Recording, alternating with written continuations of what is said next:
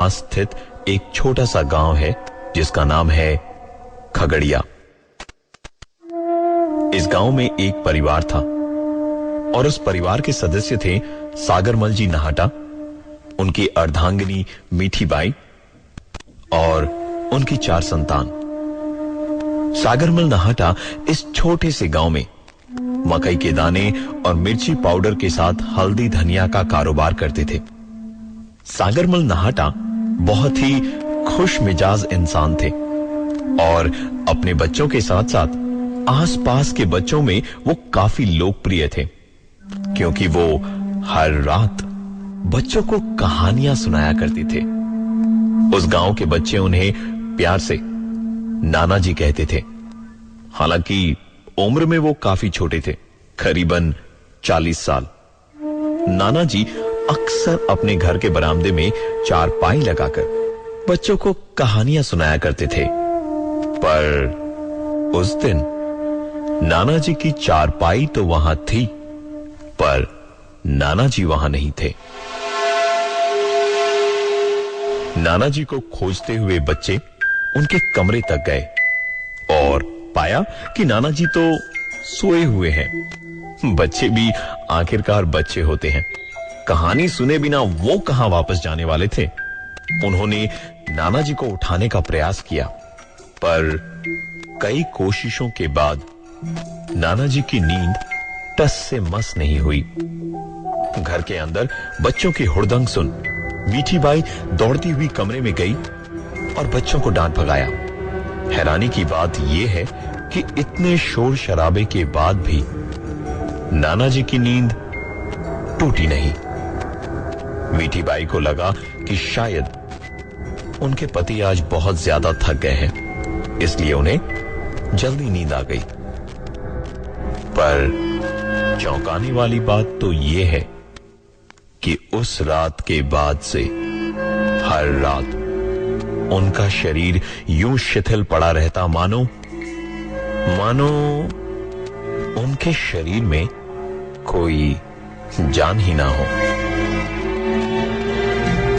ऐसी हालत में उनको नींद से जगाने की कई कोशिशें की गई, जैसे पानी के छींटे मारना, 3-4 लोगों का उनके शरीर पर चढ़ जाना, यहां तक कि डॉक्टर्स के पास भी उनकी इस बीमारी का कोई इलाज नहीं था।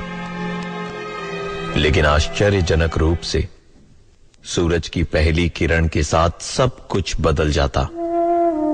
उनके शरीर में उनकी जान वापस आ जाती। हर दिन सुबह सागरमल जी को लोगों के कई सवालों का सामना करना पड़ता, लेकिन वो किसी भी सवाल का जवाब नहीं देते, बल्कि ऐसी झिझक दिखाते मानो सब जानते हुए भी वो किसी के डर से लोगों को सच नहीं बता सकते।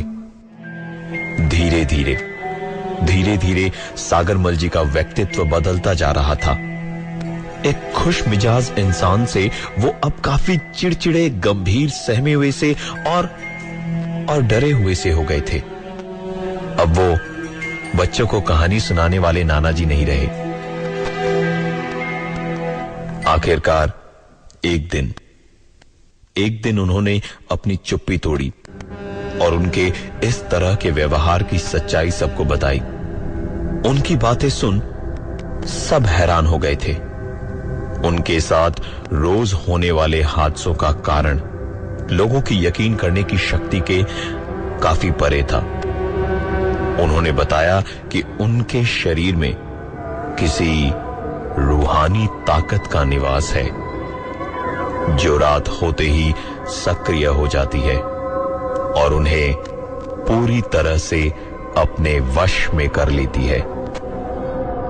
रात के साए में जब वो दुनिया के सामने तो सोए हुए रहते थे, लेकिन वो रूहानी ताकत उनकी आत्मा को अलग दुनिया में ले जाती, जिधर चारों तरफ खून और गड़े हुए मुर्दे हैं, मानो जैसे वो रूहानी ताकत उन्हें हर दिन मृत्यु के बाद वाले जीवन की सैर करा रही हो, जिधर कुछ दिनों के बाद उन्हें पहुंचना हो।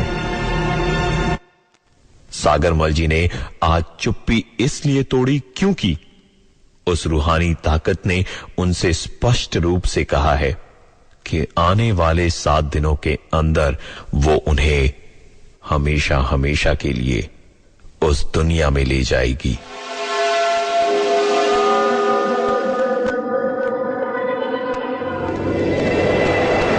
कहानी का अगला भाग, ब्रेक के उस पार। पूरा परिवार उनकी बातें सुन अचंभित था। उन्होंने तुरंत एक पंडित को बुलाने की ठानी जो उनके शरीर से उस रूहानी ताकत को मुक्त करा सके। बताए गए समय अनुसार पंडित जी उनके निवास स्थान पर पहुंचे।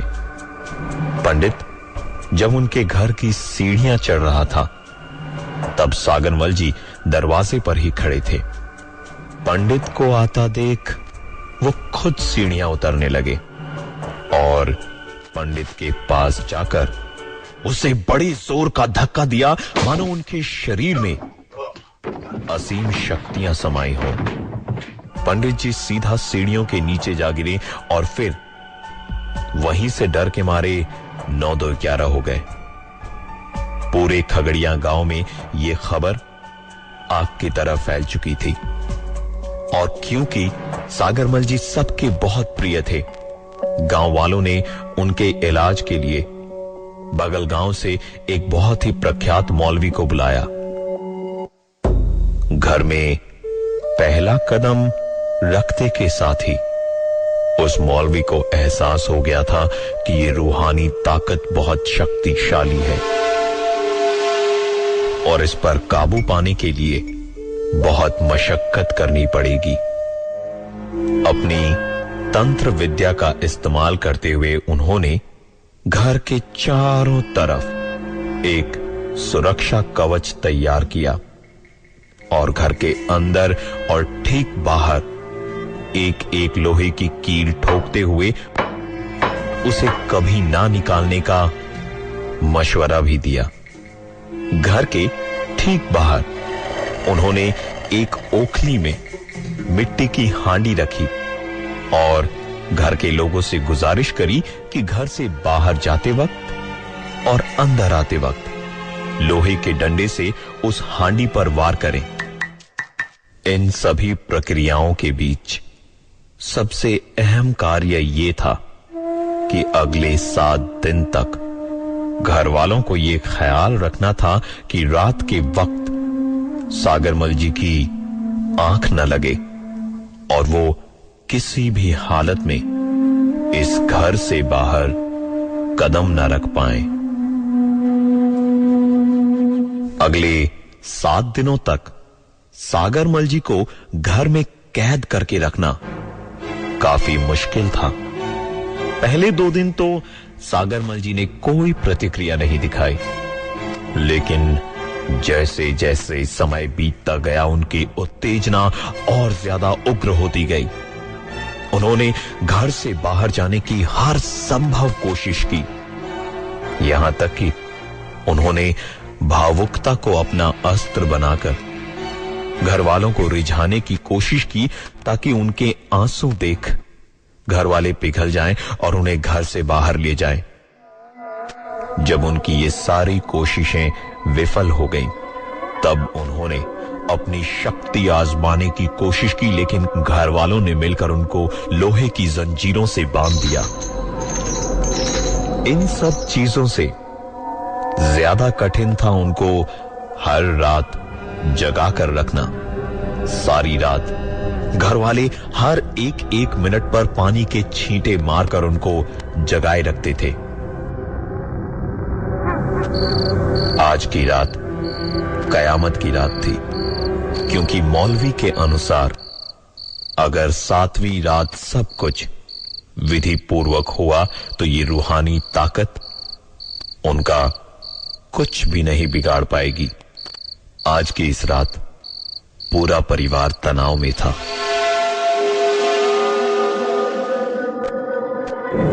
सागरमल जी ने भरसक प्रयास की उन जंजीरों को तोड़ घर से बाहर निकलने की, परंतु उनके सभी प्रयास असफल साबित हुए। उन्होंने एक विकराल रूप धारण कर लिया और घर वालों को बार बार घर के अंदर और बाहर मौलवी की गाड़ी हुई कीलों को निकालने को कहा, लेकिन किसी ने उनकी एक नहीं सुनी। किसी तरह यह भयानक रात गुजरी और 8वें दिन की सुबह की पहली किरण के साथ सागरमल जी के स्वभाव में भी बदलाव आ गया था। उन्हें काफी शर्मिंदगी थी ये सुनकर कि उनके कारण पिछले 7 दिनों में उनके परिवार ने कैसी परिस्थितियों का सामना करा। घर के अंदर काफी खुशी भरा माहौल था, जो अचानक आई एक खबर से पूरा परिवार अचंभित हो गया। कठिनाई से भरे इन 7 दिनों के बाद सागरमल जी को तो उस रूहानी ताकत से मुक्ति मिल गई थी, लेकिन जिस मौलवी ने उनका इलाज किया, उसकी 8वें दिन सुबह